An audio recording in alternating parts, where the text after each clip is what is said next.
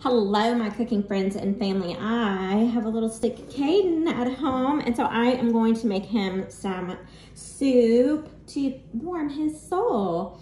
And I like this because if there's any left over, I can keep it in the freezer for the next time we need it. I usually have a batch of soup made, but you know. All right, so I've got butter, olive oil going in, and then I've got some chicken breast that I have cut up.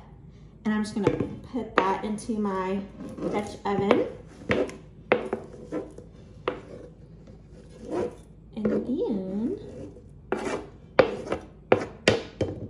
that little chicken in there. A couple over here that fell out of the pool.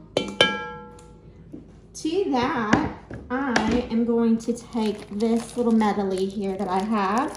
So whenever I do my bone broth, I always put veggies in there, and I pick through it and take out all the bones. And this is the leftover chicken and veggies from the last batch that I did that I just pulled from my freezer.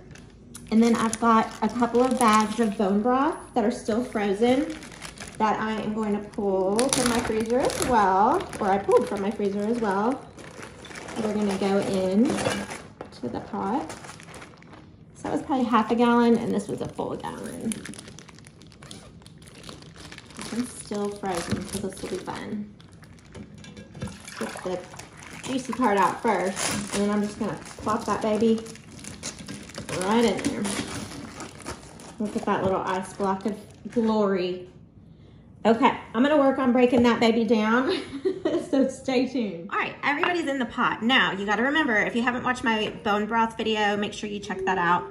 You can also use boxed bone broth or boxed broth. My puppy is wanting out, so that little sound you hear in the background, that's her. She's saying, let me out. So anyway, my broth is super seasoned already, so I don't want to over season, but I do want to give a little love to this. And then what I'm going to do is break this down, let it start cooking and coming together so I can see how much broth I have, so I can adjust accordingly if I need to add a box of bone broth to it, or water, because it's so concentrated, is fine to get it to the consistency so that you have as much liquid as you're wanting.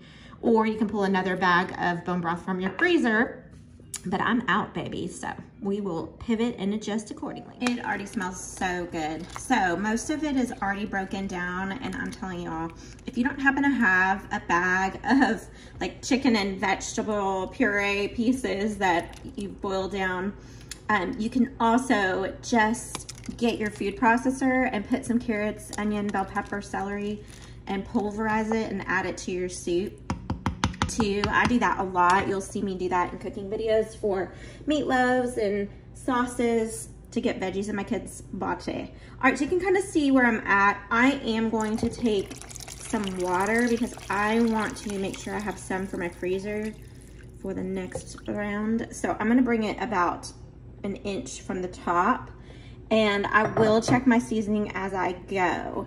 So I'm just gonna let this cook till the chicken's done and simmer away to let those flavors kind of marry together, and then I'll show you what I'm gonna do from here. All right, here's where it gets fun. Once you've got it cooked all together, tell everybody. Hold on, I'll be right back. Okay.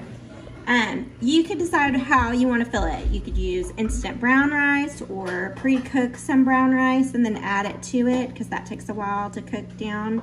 You could do a whole wheat egg noodle. We are going to do this ramen because Caden loves ramen noodles.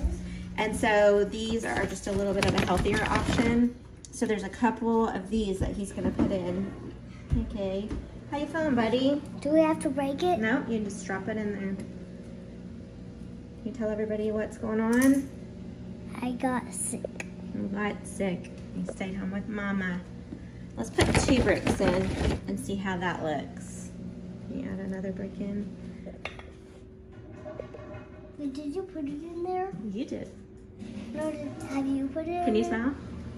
This will be our cover photo. Wait, wait, wait. Smile and hold it. 3, 2, 1. All right, be careful.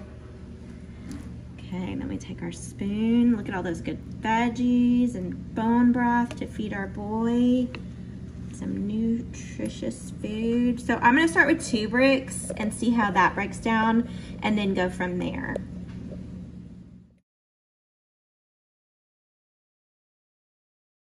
All right, so as it's coming together, I like the ratio, but I think I'm gonna add another brick, maybe 2. So I'm gonna start with 1 more brick for this big pot of love. Okay, I think I have to make the right decision. I'm gonna go for 1 more brick for this big pot. So I did 4 of these little ramen bricks for this huge pot. And you just kind of, once you put it in, I just kind of start working it around until it gets tender enough to start breaking it up with my spoon. And it takes about 3 minutes for them to cook in there. But look how great this is. A bowl of love, you guys. Thank y'all so much. Oh, let me tell you this too, before you serve it, always test your seasoning and make sure you don't need to add more salt or anything. I always keep all my favorite seasonings pre-mixed, but sometimes I can tell it might just need salt or something. And so I might add that on its own. So always taste this before you serve to your people. And you guys are awesome. Thanks for being encouragers. Please like, share, subscribe. This is a perfect thing to also save a little in batches in your deep freezer for those emergency times when maybe you're sick and you don't want to cook, or you have a friend that just had a baby, or someone that just had surgery, or someone in need that just needs a good, hearty, yummy soup. So this will be Caden's chicken ramen noodle soup today.